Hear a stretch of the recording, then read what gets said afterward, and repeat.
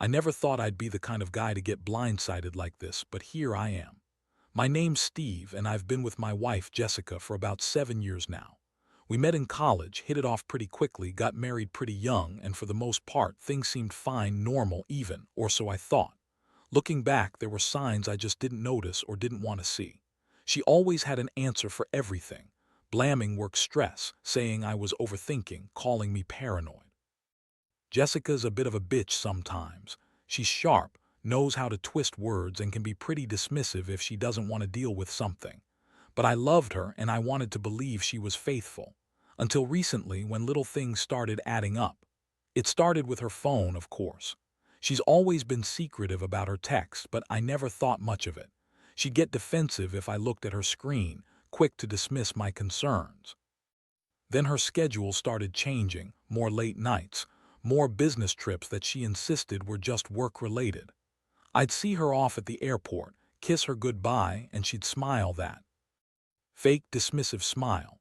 I always wondered if she was hiding something, but I kept telling myself I was being paranoid.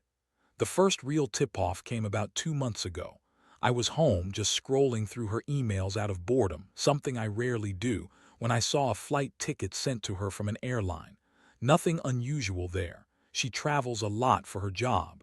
But then I saw the destination, a city on the East Coast. I looked closer and saw an extra note in her email chain, just a line about meeting up with someone for drinks on her layover. I felt my stomach drop.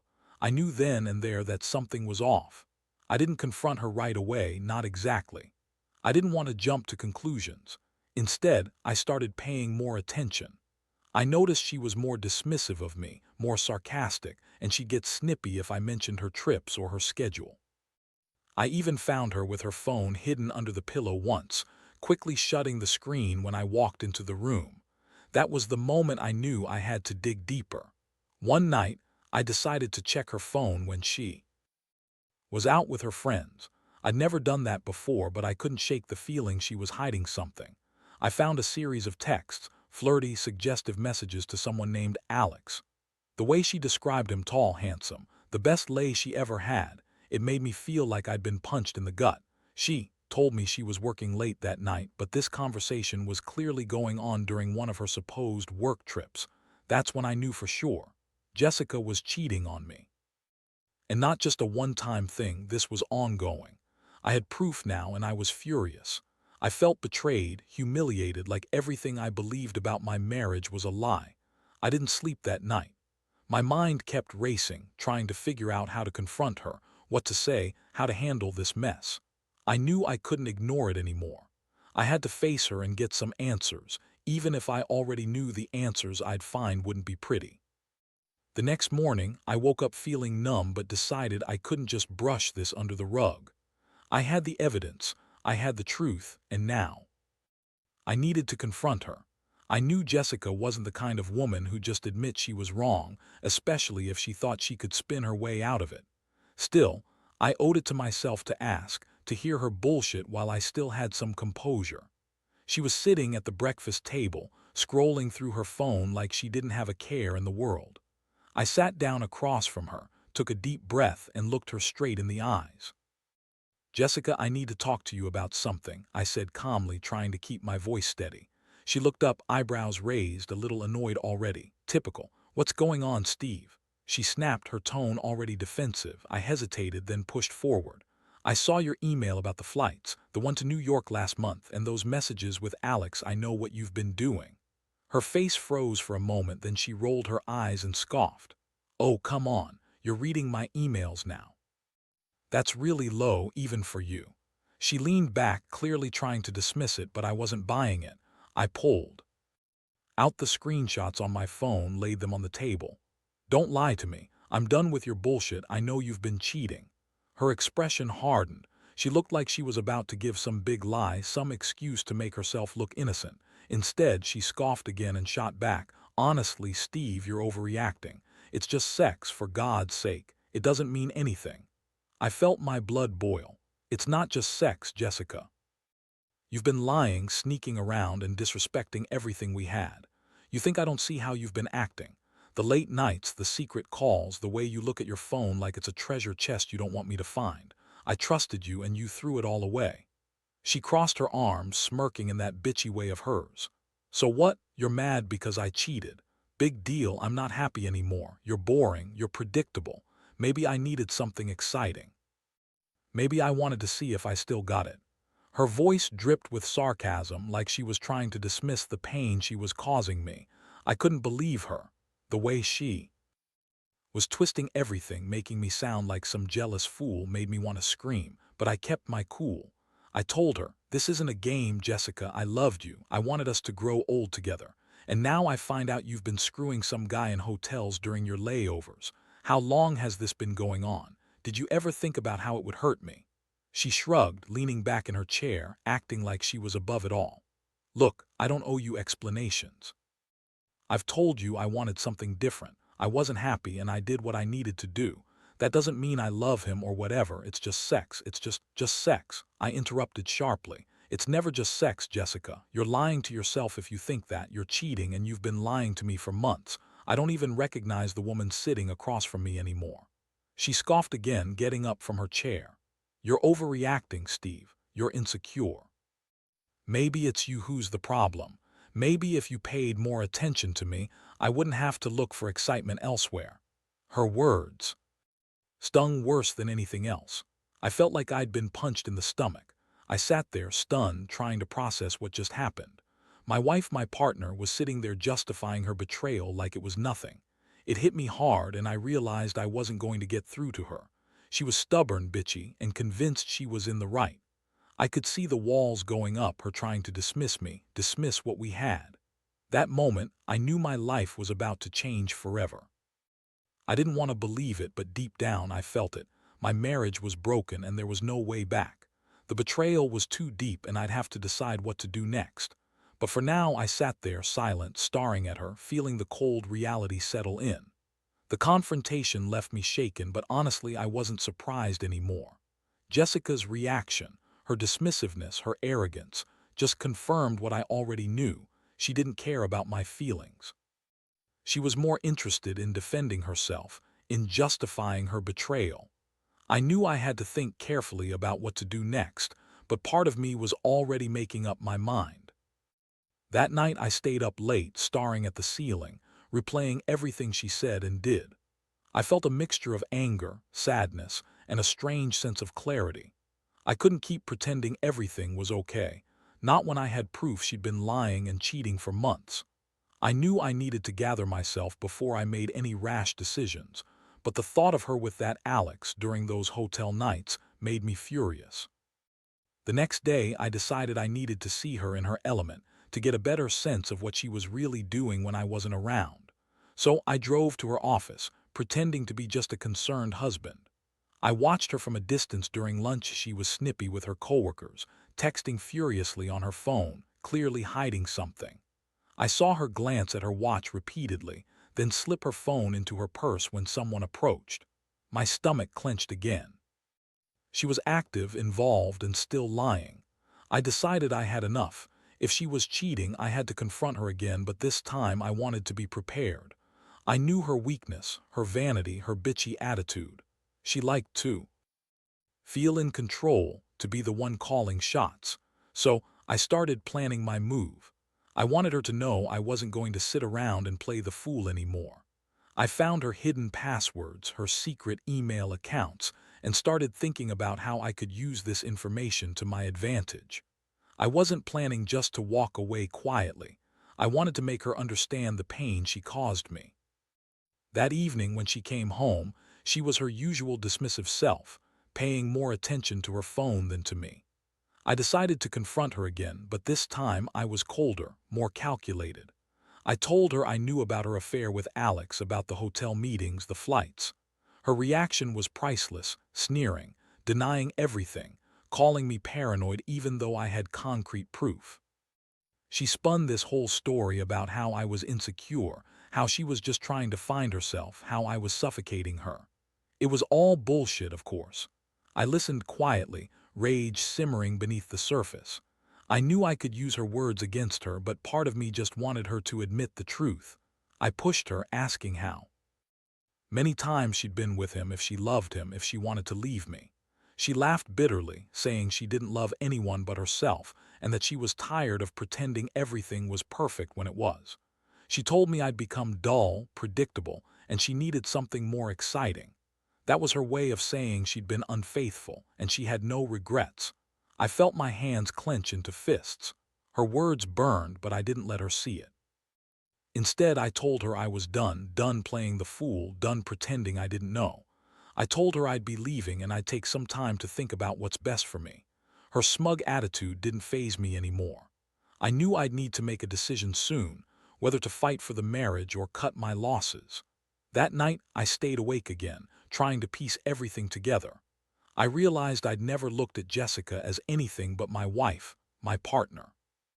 But now I saw her for what she truly was, someone selfish, manipulative, and completely unfaithful. I'd been blind for a long time, but now I saw clearly. The question was, what do I do? With this knowledge, I'd been betrayed, humiliated, and left feeling like I was nothing more than a fool. But I also knew I deserved better, that I had to decide whether to forgive her or move on. Either way, I knew my life was about to change forever. After that confrontation, I knew I couldn't just sit around waiting for things to blow over or for her to come around and admit she was wrong. No, I had to act, and I wanted to hit her where it hurt most, her pride. I spent the next couple of days gathering all the evidence I could find. Her phone, her emails, her social media, everything. I wanted her to see that I wasn't some naive fool anymore. I was coming back with everything she'd tried to hide. It was almost like a game to me, an ugly, bitter game, but I wasn't going to let her walk all over me. I discovered her secret hotel receipts, the texts, the hidden email accounts. I even found out she'd been meeting Alex in more cities than I initially thought. It was more than just a fling. It was a full-blown affair, and she didn't even bother to hide how much she was enjoying it. One afternoon, I decided to play it cold. I sent her a message at work, just a simple text, really. We need to talk about everything. I knew she'd flip out, try to dismiss it, but I didn't care anymore. I wanted her to think I was still in the dark, still unsure. That gave me the advantage. When she got home that evening, she looked annoyed, skeptical. She asked what I wanted. I looked her straight in the eyes and told her I had all her secrets, that I knew about Alex, the flights, the hotels. Her face twitched. She tried to act surprised, but I saw the panic behind her eyes. Her usual bitchy smirk was gone, replaced by a nervous flutter. I told her I wasn't interested in her lies anymore, that I knew everything and I wasn't going to be played for a fool. Her response: she tried to deny everything, said I was crazy and that I was just overreacting. But I had the proof, the screenshots, the receipts. I threw everything on the table, making sure she saw I had her cornered. Her reaction was a mix of rage and denial. She called me a jealous loser, accused me of spying on her, of invading her privacy. She tried to turn it around, saying she was only doing it because I was boring, because I never paid her enough attention. Her words were venomous and her eyes flashed with anger. She told me she'd been unhappy for a long time and that she deserved some fun. That's when I finally snapped. I told her I was done, that I wasn't going to be her punching bag anymore. I told her I was leaving for good, that I was sick of her lies and manipulations. I warned her that if she kept up with her bullshit, I'd make sure everyone knew what she was really like, cheating, lying, treating me like I was nothing. I said I'd post everything online if I had to, ruin her reputation and make her regret ever crossing me. She looked at me furious, tears in her eyes, but I didn't care. I felt a strange sense of relief, like I'd finally taken control of my life again. I packed a bag that night, ready to leave, knowing that my marriage was over. It did feel good, but it felt right. I realized I'd been a fool for staying so long, for pretending she was perfect. I didn't want to be a victim anymore. I wanted to be free from her lies, her bitchy attitude, her manipulations. I knew the road ahead wouldn't be easy. There would be pain, anger, maybe even regret. But I also knew I deserved better. I deserved someone who wouldn't cheat on me, who wouldn't lie, who wouldn't treat me like I was invisible. As I left that night, I looked back at the house, feeling a strange mixture of sadness and relief. The betrayal cut deep, but I also felt lighter, more myself than I had in years. I knew I'd have to rebuild, to heal from all of this, but for now I had taken the first step. And honestly, it felt damn good. The days that followed were a blur, honestly. I moved out, stayed with a friend for a while, gave myself some space to breathe and think. I knew I couldn't rush into anything, had to give myself time to process everything. Still, I couldn't shake the feeling of betrayal and the sting of her words, that she'd been cheating, hiding her lies, treating me like I was some kind of fool. It hurt more than I thought it would, but I also felt a strange sense of empowerment. I was finally taking control of my life back. Jessica didn't waste any time trying to spin her story. She started calling, texting, trying to guilt-trip me into coming back, saying she was sorry, that she'd change. Yeah, right. I didn't buy any of it. Her apologies sounded hollow, like she was just trying to save her own ass. She even went as far as trying to blame me, saying I was too dull, too boring, and that she needed excitement. That was her reason for cheating. Honestly, I was too angry to care about her excuses. I knew better. I knew she was just a selfish woman who liked to lie and screw around. Meanwhile, I started doing some digging, trying to find out what kind of person she really was. I didn't want to be blind again. I found her social media profiles, saw the way she portrayed herself, glamorous, confident, above it all. But behind that veneer, I saw the bitchy side, the way she'd trash-talk her friends, the way she'd sneer at people she considered beneath her. That was her true face. I also came across some of her other messages, flirty, suggestive stuff with a few other guys from work, confirming that her affair with Alex wasn't just a one-time thing. She'd been playing the field, fooling around with multiple men. That realization hit me hard. I'd been so naive, so trusting. I thought I knew her, but I was just fooling myself. She was selfish, manipulative, and clearly cared about herself more than anything else. I started to feel a mix of anger and pity. Anger because she'd betrayed everything I believed in, and pity because she was just a shallow woman, wasting her time pretending to be something she was. I also learned she'd been planning her escape for a while, maybe even before I found out. She'd been carefully covering her tracks, making sure I wouldn't find out too soon. The hotel receipts, the flights, the secret messages, they all added up. She wanted to leave, to keep her little secret life, and didn't care how much she hurt me in the process. That thought made me even more determined to move on, to not let her get away with it. One night I sat down and wrote her a long message. Not to apologize, not to plead, I just laid everything bare. Told her I knew the truth, that I was done and that I wasn't going to let her manipulate me anymore. I told her I was filing for divorce, that she could keep her secrets, her lies, and her new lovers. I didn't want her back. I wanted to cut ties and start fresh. I knew it was the right choice, even if it hurt like hell. The weird thing was, after I sent that message, I felt a strange sense of relief. It was like I'd finally taken the weight off my shoulders. I'd been carrying her betrayal around for months, and now I had finally released it. I was angry, yes, but also determined. I wasn't going to let her ruin me. I was going to rebuild, find happiness again, something I never thought I'd say after all this mess. Now, I'm in a phase of trying to get my life back together. I've started dating again, cautiously. I've become more aware of who I am and what I want.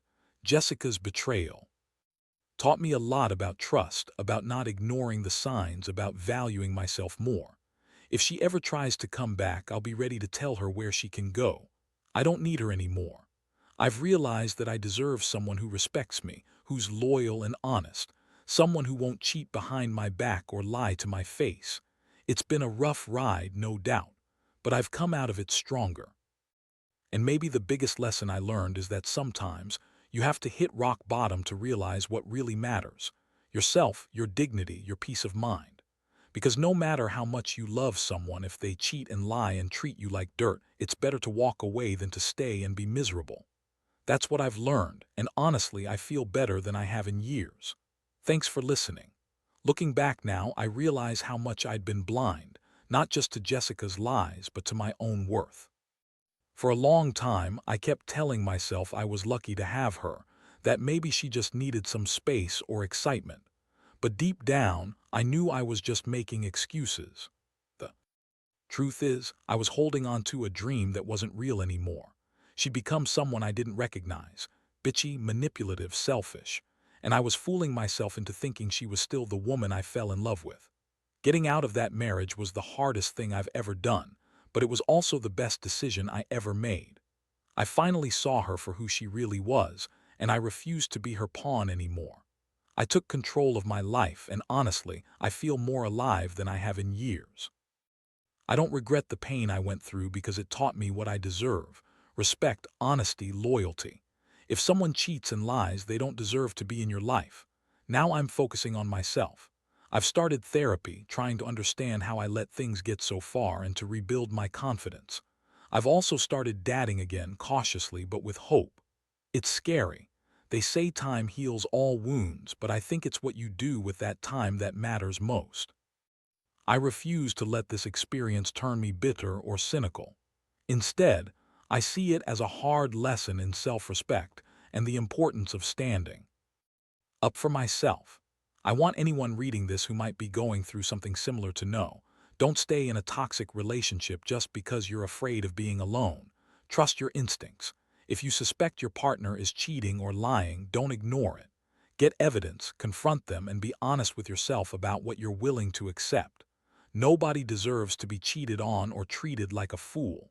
And for those who find themselves betrayed like I was, remember, you're not alone.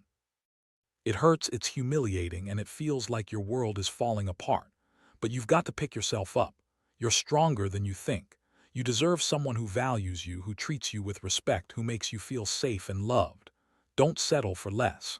Finally, I've learned that revenge isn't the answer. I didn't need to ruin her or post her secrets online. I just needed to walk away, to reclaim my life, and to forgive myself for staying as long as I did. Moving forward, I want to focus on healing, on finding happiness again, and on never letting someone treat me like I'm disposable. So if you're out there and feeling crushed, just know, time heals wounds and you're capable of more than you realize. Trust yourself, hold your head high, and never forget your worth. That's what I've learned from all of this, something nobody can take away from me anymore.